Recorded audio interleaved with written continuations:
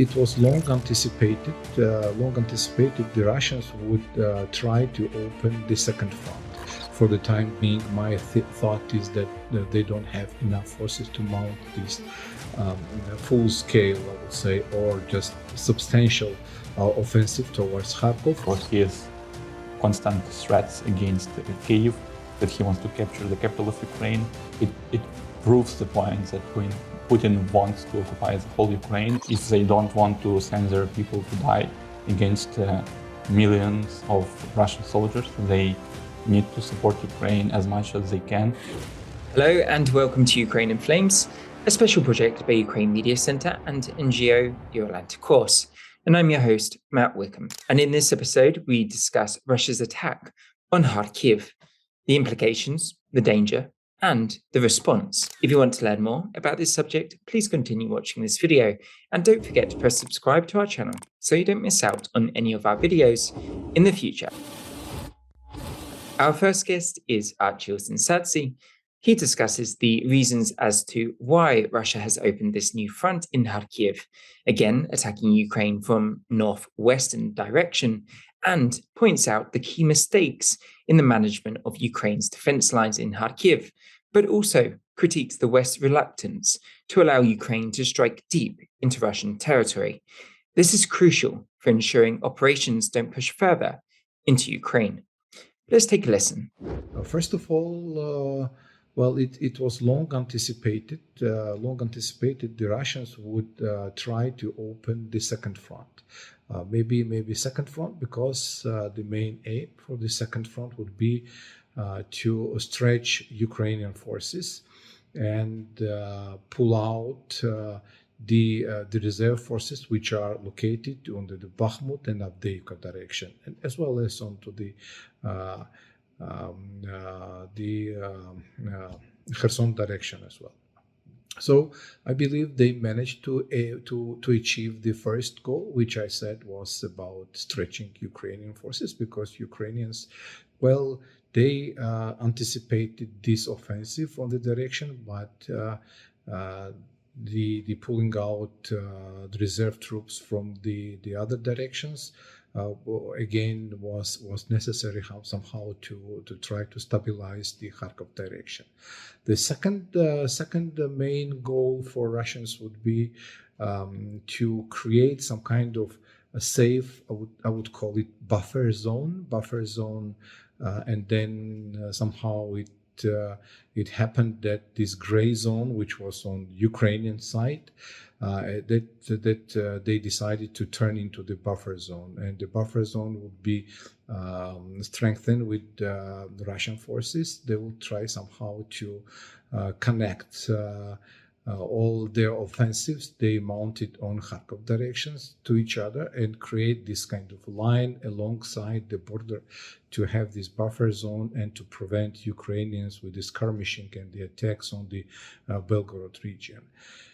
And the third, also not less important goal of this offensive would be to create the Platzdarm for the further offensive actions for the Russian army, in case they manage somehow to create the safe zone, buffer zone, and bring in the reserves and try somehow to strengthen their positions and dig in this buffer zone.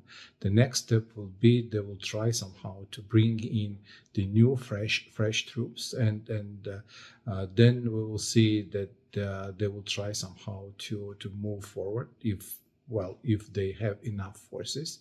For the time being, my thought is that they don't have enough forces to mount this full scale, I would say, or just substantial offensive towards Kharkov or Sumy. And I believe that will be the next step for them. So we would wait somehow what the decisions would be, and we will see this on the next steps in the coming month. Well, it's again main reason corruption and then the stupidness. Though the money was given from the central budget to the local authorities to be prepared and to build the defensive lines, it was never properly managed. Second, the biggest problem I believe was the West unwillingness to give Ukrainian authority to hit in deep Russian territories, and this is also the thing which gave Russians the possibility to amass the troops on the Ukrainian border, and then to create the gray zone.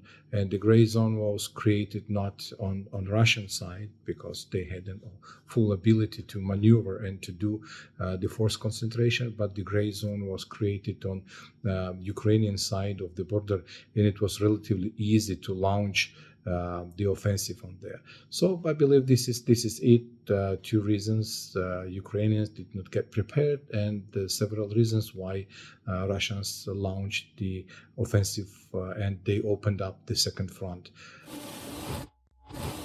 Oleksandr Chupak, head of economic programs at the Ukrainian Institute for Strategic Studies, speaks next, and he explains that Russia's aggressive moves confirm what Ukrainians have been saying and known for years, though many in the West and the US were skeptical, that Putin is interested and still wants to occupy the whole of Ukraine, and then onwards. He urges the world to react now. Let's take a listen in full. Russia's advancement on the Kharkiv region confirms what we in Ukraine knew for a fact for many hundred years, and especially since the full-scale invasion since March 2022, February 2022. But what people on the West, and particularly in the United States, maybe not fully believed. I, for a long time, was listening to people, to thought leaders on the both sides of the aisle, from the Democratic side and Republican, and on both sides, a part of thought leaders were convinced that Putin does not want to occupy the whole Ukraine. He is not interested in fighting against NATO forces because he is much weaker than Americans, Europeans, or anybody else. But with this advancement on the Kharkiv region, with amassing troops near the Sumy region, Ukrainian borders, and also his constant threats against Kyiv, that he wants to capture the capital of Ukraine, it proves the point that Putin wants to occupy the whole Ukraine, and eventually he will go against other states, other NATO states, such as Estonia, Lithuania, Latvia, Poland, Romania, maybe even Hungary, who is his best ally at the moment. So the world needs to react to this, and it's good that United States approved the aid to Ukraine in April, and now they are giving us more equipment and money. But also other states need to react. They need to increase their own weapons production to empower Ukraine to fight against Russian invasion, not only the one which is happening at the moment on the Kharkiv region, but the one which was ongoing since the beginning of the full-scale invasion in the eastern regions, Donetsk, Luhansk, Zaporizhia, and Kherson. And Ukraine needs to liberate its territories, and it's going to be the only way how Europe can ensure its own safety, so that the slow-moving Third World War is not going to be hot in the same way as it was when the First and Second World War was happening. We know that Russia used to be an ally for England, for France, for the US when the First and Second World War were happening. But now these countries should know that Russia is going to attack their allies, and according to the fifth NATO article, they are going to send their troops to fight. And if they don't want to send their people to die against millions of Russian soldiers, they need to support Ukraine as much as they can, so they don't have to pay much more in the future. And the Kharkiv operation of Russians at the moment is a signal for the Europe that if they do not stop Russians in Ukraine, if they do not kick the Russians out of Ukraine, they are going to see the Russian soldiers on their own soil very soon.